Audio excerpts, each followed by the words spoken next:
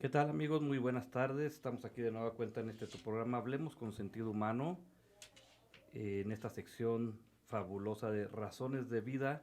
Vamos a esta segunda emisión de Razones de Vida con nuestro gran amigo el padre doctor Fernando Rodríguez.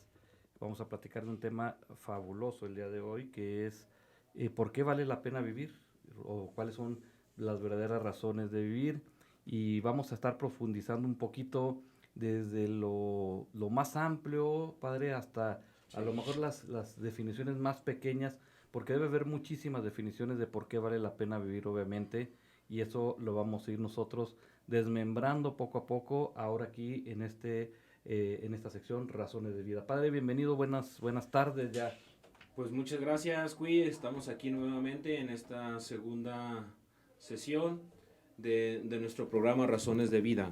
Como ya lo adelantó Cui, nosotros hoy vamos a tocar por qué vivir, cuáles son las razones de vivir. Y queremos compartir con ustedes, claro que será muy difícil agotar este tema, pero queremos compartir con ustedes algunos elementos que puedan servir para una reflexión ulterior. Y pues vamos, no sé, Cui, ¿por dónde empezamos? Tú dinos. Pues bueno, yo creo que el panorama es como muy amplio en este tema de la vida. Es obviamente, yo creo que hasta es una de las preguntas que más profundas del ser humano, ¿por qué estoy viviendo? ¿Para qué estoy aquí? ¿Qué es lo que significa para nosotros vivir? Y es una pregunta antropológica que inclusive cuando estudiamos la antropología social, en el tema de psicología social, está dentro de las cuevas, o sea, el sentido de vida, ¿no? Que es qué es lo que estoy haciendo yo aquí como persona, porque pues partamos de que esto, padre, no se lo preguntan los perros, no se lo preguntan los Claro, changos, eso nos lo sí. preguntamos nosotros, sí, por qué vale la pena estar aquí, y entonces yo creo que tiene que ver con una circunstancia meramente antropológica humana, ¿sí? Es decir, tiene que ver con la ontología, con nuestro ser humano, y nos empieza a hacer una serie de preguntas que es muy compleja de responder. A veces está en el interior, pero a veces la respuesta está en el exterior. Y yo quiero que nos empezaras a platicar, padre, como es un tema como muy amplio del ser humano, yo creo que va como en círculos concéntricos desde la cultura propia del ser humano, probablemente hay una cultura de que se puede vivir o no, o hasta Ujú. cultura que no es propia de la vida, ¿no? Sí, bueno, tú dices algo muy interesante. Efectivamente, quien tiene la capacidad de comprender el concepto de felicidad, así como el concepto de tristeza, es únicamente la persona humana. A veces nosotros utilizamos estos conceptos y de un modo, con analogía, los ponemos, por ejemplo, a nuestro perrito que se encuentra muy feliz, decimos, o se encuentra muy triste. Pero en realidad, quien puede elaborar este concepto debido a que es consciente de toda su existencia, es únicamente la persona humana. Hablando pues estrictamente, quien puede decir yo soy feliz o yo soy infeliz es únicamente el hombre, la persona humana. Y aquí yo quisiera proponer un camino Ujú. para abordar este tema. Empezaremos por lo que es la cultura en general, después diremos lo que es una cultura de la vida o cómo entender una cultura de la vida y una cultura de la muerte. Después hay un tema que es muy importante y es muy también extenso, pero yo tocaré aquí algo que es la colonización ideológica, qué ideologías están Va. entrando hoy en día. Y por último, vamos a cerrar con otros dos puntos, que es cuál es el sentido de mi vida, por qué yo pierdo el sentido de la vida, porque esta es una pregunta Ujú. eminentemente personal, por qué yo no tengo ganas de vivir. Y vamos a hacer una propuesta, eh, una esperanza que dé sentido a nuestra vida, que dé norte para poder nosotros vivir con alegría nuestra vida. Bueno, pues empecemos pues, Cui. Yo quisiera tocar un primer punto, la cultura. La cultura. Y aquí es algo bien interesante porque al final de cuentas, yo he escuchado mucho que siempre es buena la cultura. O sea, Sí, la cultura es buena y desarrollar culturas es bueno y pareciera ser como que por default dan de hecho que culturizar es bueno. claro. Pero entonces nos estás hablando ya aquí con claridad de que no, espérame, vamos a hablar de cultura y de culturas, porque no todas las culturas significa que sean buenos, o sea, ya Sí, son estructuras que nos van generando, entendiendo la cultura como estructuras que nos van generando ideologías, pensamientos, pero tú platícanos, porque no todo lo que se diga cultura le es bueno a la persona. Claro, este término de cultura viene desde los latinos, donde el verbo colere, que es cultivar la tierra, eso significa cultura. El cultivar la tierra pasa de esa acción que es física a una acción ya más intelectual. Okay. Sobre todo con Cicerón, donde es ahora vamos, así como se cultiva la tierra, vamos a cultivar también el espíritu.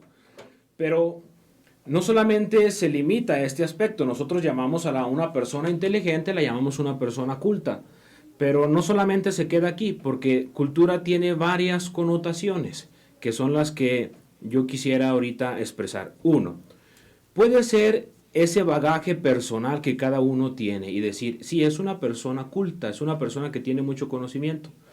Segundo, se puede referir cultura a la moral, los principios, las ideas que rigen a una comunidad, a una sociedad, pero en la cual todos estamos de acuerdo. Okay. Pero hay un tercer punto, que este es el más interesante, que también se le puede decir cultura a un punto de vista que tiene un cierto grupo, que tiene una cierta parte de la sociedad y que va a depender mucho de la visión de hombre o de la antropología que posea aquel grupo, aquella parte de la sociedad.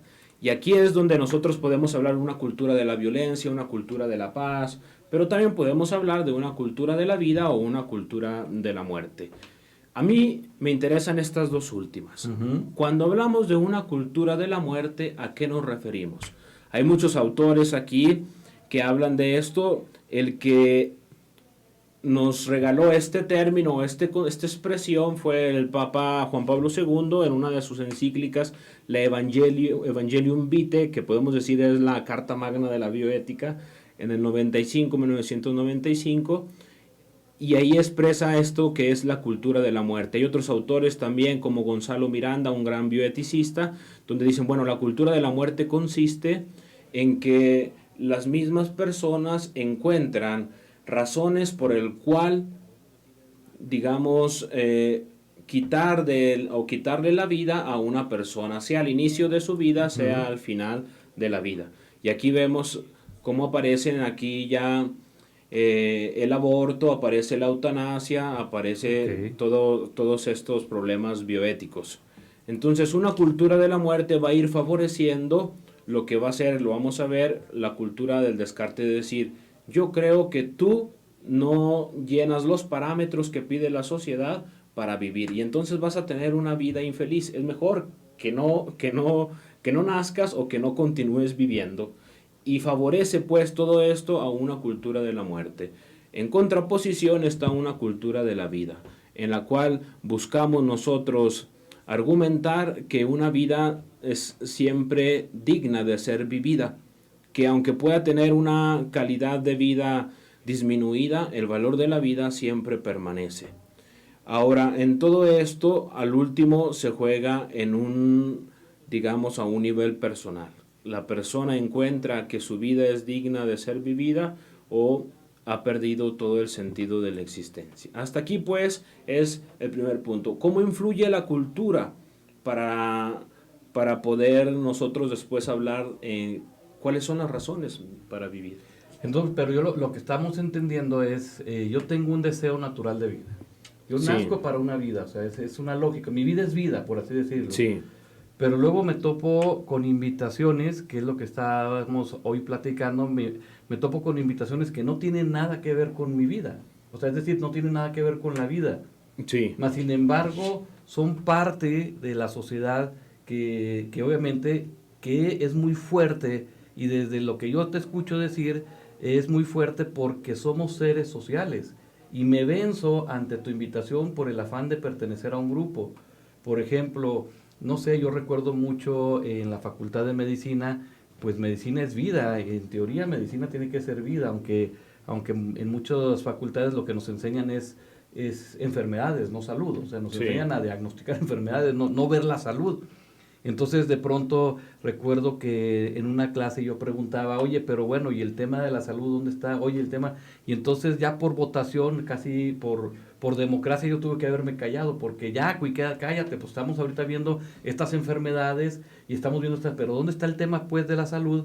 Y entonces por democracia yo tuve que callar para pertenecer a ese grupo y decir, bueno, sí es cierto, tienes razón, vamos a ver esto y vamos a tratar enfermedades más que el tema de la salud de la persona integrada, o sea, Sí. como todo. Entonces, yo creo que así todos tenemos como ciertas invitaciones a culturizarnos por el sentido de pertenecer, pero con ellos pudiera ser que perdamos nuestro sentido más profundo, que es el de la vida. Un médico que entonces ya no provoca vida, pero a lo mejor pertenece a un grupo social muy grande, económico, probablemente hasta moral, ¿no? Moral me refiero, es el director del hospital tal, o probablemente un abogado que a lo mejor no da vida a su profesión, pero probablemente provoca leyes y es el doctor en leyes. O sea, no sé, qué es lo que estoy tratando de entender, que yo nazco para vida, pero poco a poco hay culturas que me van quitando este sentido. Sí, claro. Aquí hay algo que tú mencionaste que después convendría profundizar más, lo que es la distinción entre salud, bienestar y salvación. Sí, sí, sí. Y entonces nosotros a veces esperamos de la medicina la salvación, cuando no es uno de los objetivos de la medicina.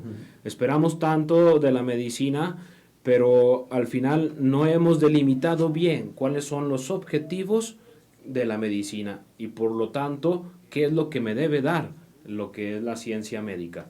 Aquí es cierto, como tú dices, en la tercera parte que yo decía de la cultura, van a influir mucho. Si yo tengo una cultura de la muerte o estoy más, digamos, enfocado o tiendo más a una cultura de la muerte y soy un legislador, entonces la cuestión se complica. Porque yo voy a tratar de poner ya en concreto, posiblemente, leyes que favorezcan estos acontecimientos o estos fenómenos como lo es la eutanasia, el suicidio asistido, etcétera. Entonces es muy importante la visión de hombre o la antropología que yo tenga de fondo. Y aquí va a influir algo que es el segundo punto que yo quería compartir, la colonización ideológica. Esta es una expresión que la trabaja o que nos la propone el Papa Francisco en junio del 2019, donde él dice, hay distintas ideologías que nos están colonizando. Y él mencionaba, entre todas, una muy importante, que es la cultura del descarte. Okay. Es decir, que yo estoy en una lógica de úsese y tírese. Cuando tú me sirves, yo te puedo usar, pero ya una vez que no me sirves, yo te tiro. Cuando yo no veo que te puedo sacar provecho personal, entonces yo te descarto de mi vida. Lamentablemente no estamos tratando con objetos, sino que se trata de personas humanas. Y ahí es donde entra esta delicadeza. Es decir, si yo soy una jovencita, después resulta que salgo embarazada y yo veo que este niño que estoy esperando, pues no me sirve en mi vida, al contrario, parece que es más un obstáculo y me está abrumando toda la situación. Entonces yo lo descarto fácilmente porque no me favorece, no es algo útil para mí. Y así en cada cosa, pensemos en un anciano, no sé, que tenga una enfermedad de demencia y digo, bueno, pues aquí ya no le veo yo mucho provecho, ya no nos está sirviendo, no le sacamos ninguna utilidad, entonces podemos descartarlo. Y esa cultura del descarte está muy metida hoy en día junto a otra que es la cultura del pesimismo y la cultura del tedio. Nuestros jóvenes se están aburriendo mucho. Nuestros jóvenes pierden rápido, digamos, la capacidad de asombro. Porque una de las cosas es que están viviendo una vida muy acelerada. Y entonces tú tienes jóvenes ya a 20, 25 años que han vivido todo. Y entonces hay que empezar a crear cosas extremas para poder dar un poco de sentido, de alegría a la vida. Y esa colonización, fíjate, lo que estás diciendo es súper importante porque es muy frecuente. Hemos estado cambiando un poco el modelaje, pero teníamos cerca de 30 años en una exigencia y demanda hasta político-social, donde llegaban políticos muy jóvenes. Y obviamente llegaban gente muy joven a las empresas también. Tradúzcase, a los 24 años tenían ingresos muy fuertes. No estoy diciendo que sea adecuado o inadecuado. El problema es que posteriormente la vida no es, o sea, la vida no es permanente. O sea, la vida tiene ciclos, tiene formas. Y después de ganar, no sé, 10 pesos, de pronto, bueno, pues hay un ciclo donde ya ganas 4. Y 4 era muy bueno a lo mejor, probablemente. para ir a llevar un proceso, pero pierden todo sentido al decir, ya no sirvo, ya hay esta filosofía que tú estás diciendo precisamente del tedio, del fastidio, ya no me es suficiente, y entonces volteo a ver al otro, Sí. y no me es suficiente mi esposa, y no me es suficiente mis hijos, porque mira, a los 24 yo ya tenía 10,000 pesos, tenía 20,000, tenía 40,000, tenía 50,000, ya no me es suficiente mis amigos, ya no me es suficiente porque obviamente está esta problemática, ¿no? Y los tenemos en la consulta, obviamente, tratando de decir qué sentido tiene, ¿no? En esta Sí. colonización que tú estás diciendo. Y luego ya después de, digamos, de estas dos premisas que hemos puesto, entramos al tercer punto que propusimos, que es ya la cuestión personal.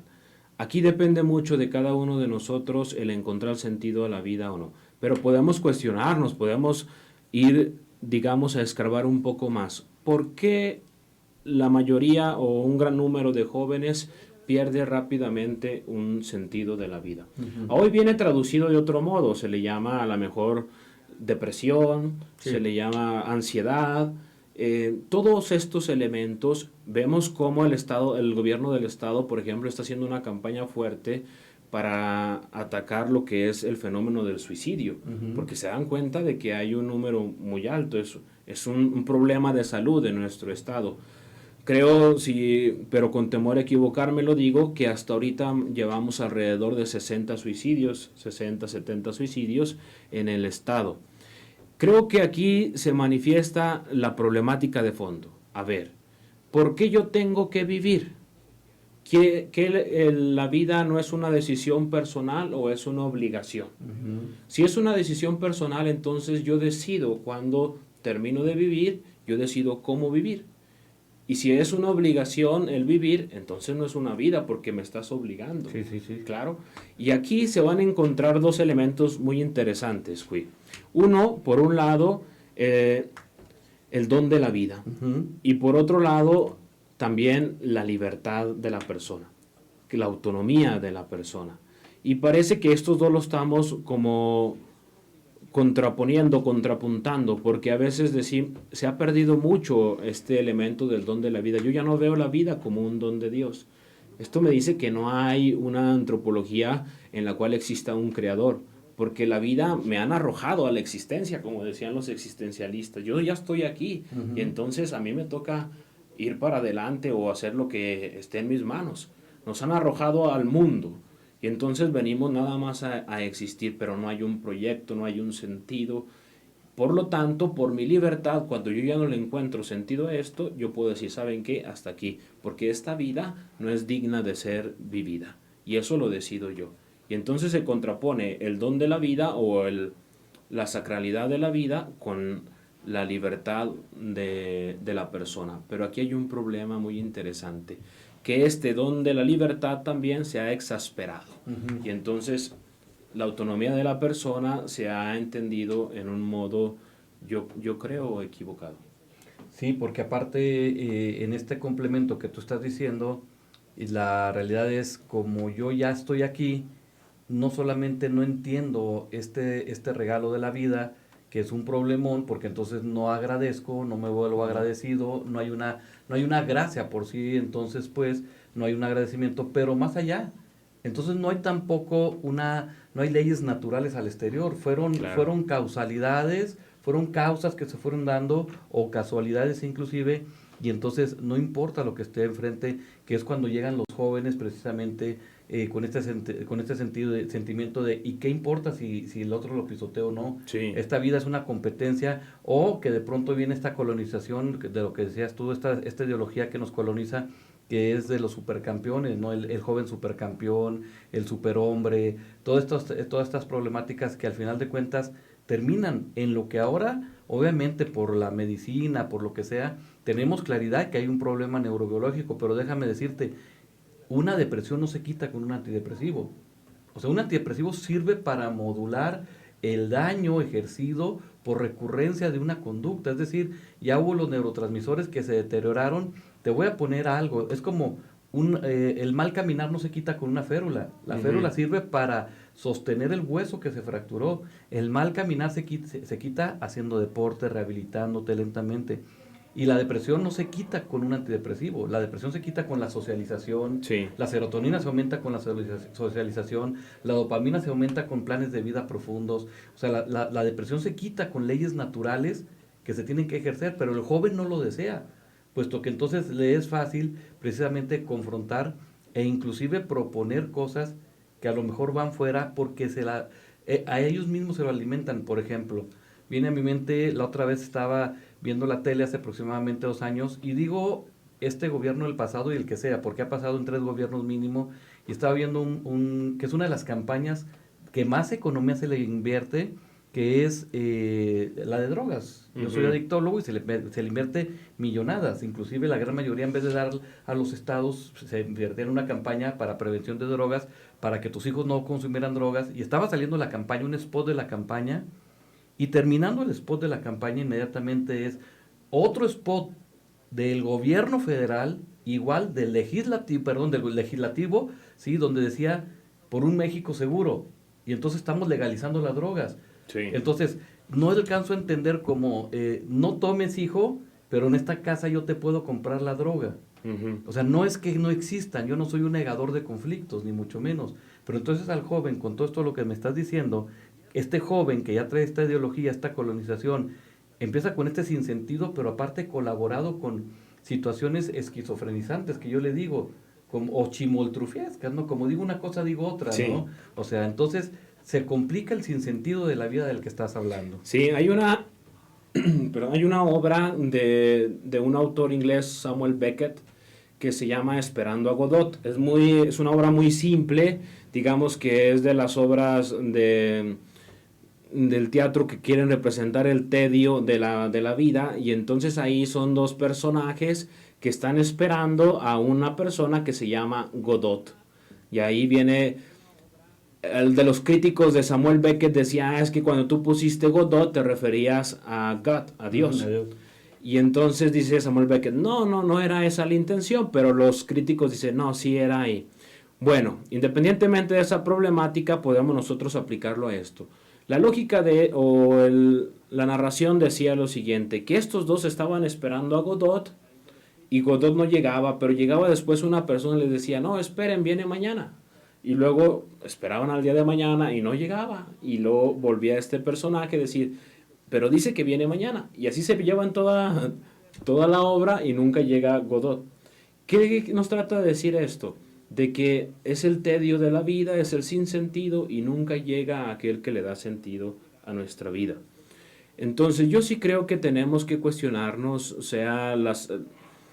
toda la parte de las escuelas, todo el nivel académico, pero también los padres de familia, la misma iglesia, de decir, ¿por qué estamos entrando en esta etapa o en un momento de desesperación, de angustia, de tedio, de aburrimiento?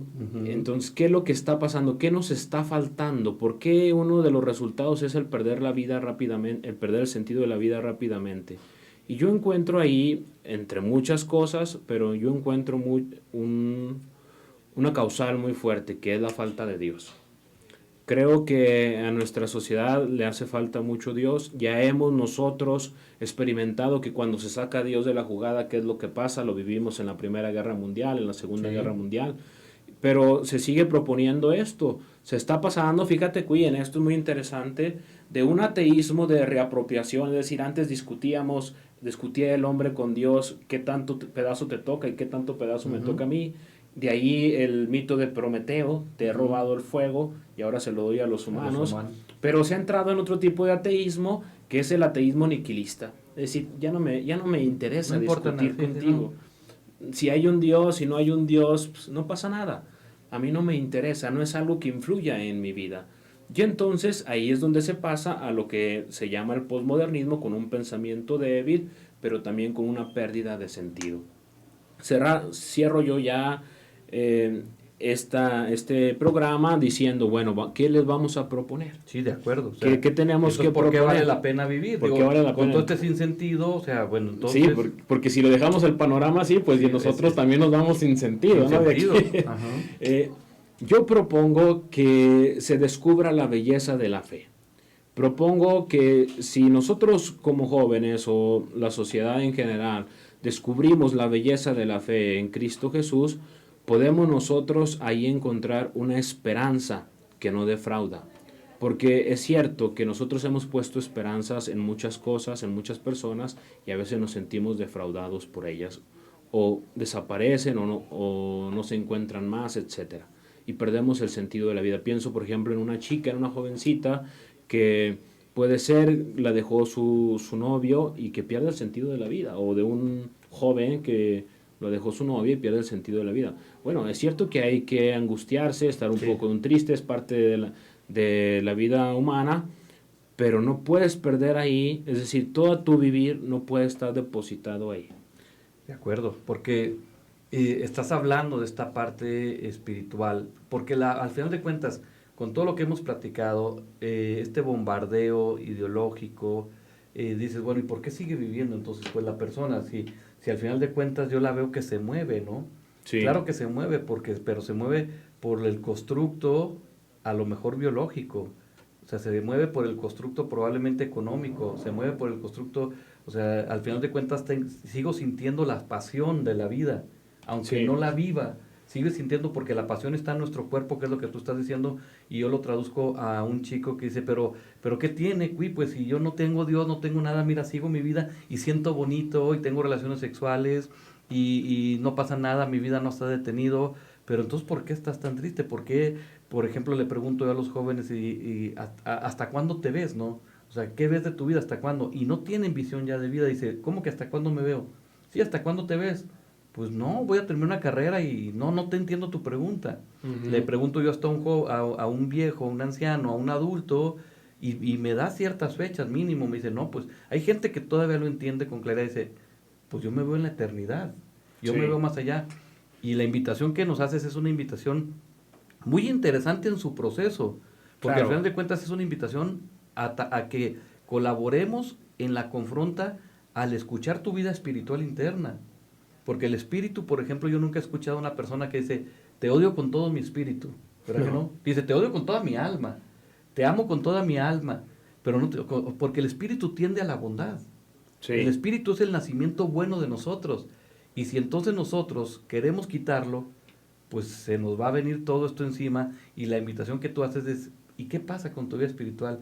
Y este es un programa que después a lo mejor lo tendremos donde precisamente por eso se abren tantas ofertas de espiritualidades y de quién sabe qué más, pero es una oferta donde tú dices, y te hago el camino más corto a una espiritualidad que construya, a una espiritualidad que verdaderamente busca el bien para ti y para tu sociedad, y lo estás haciendo. No sé si tengamos unos 2 minutos para decir una cosa. Yo quiero compartirles ya a modo de conclusión también dos cosas. Primero, que no toda cultura o no toda ideología, no todo pensamiento es verdaderamente cultura. La cultura debe de promover integralmente a la persona.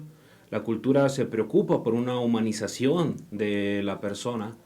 Y entonces lo que llamamos cultura de la muerte no está preocupándose por esa promoción integral de la persona en todos sus sentidos. Una verdadera cultura, pues, así como un verdadero progreso humano, es siempre integral y ayuda a que la persona crezca, se realice, se planifique.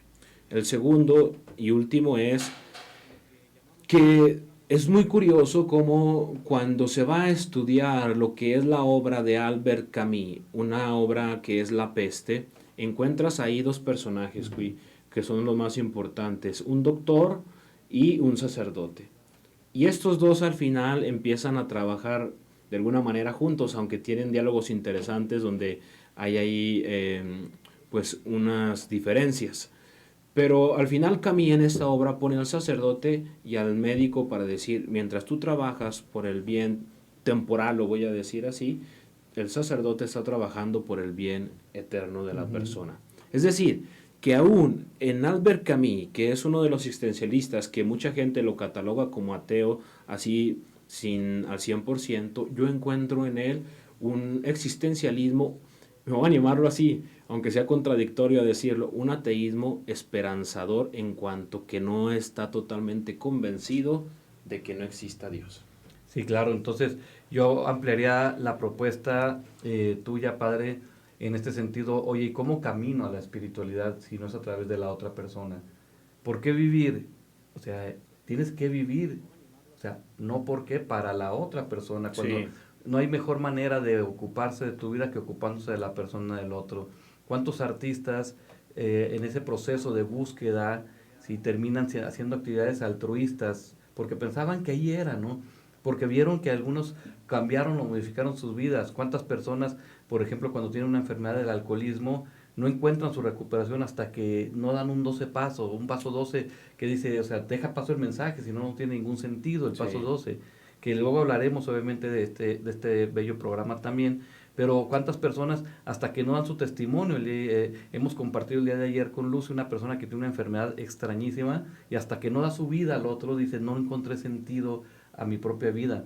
Mientras voy alcanzando esta espiritualidad profunda de la que tú hablas, obviamente nosotros entendida pues en Cristo Jesús, con toda la claridad del mundo, pero mientras voy caminando es dar la vida al otro, es entregar al Sí. otro, ¿no?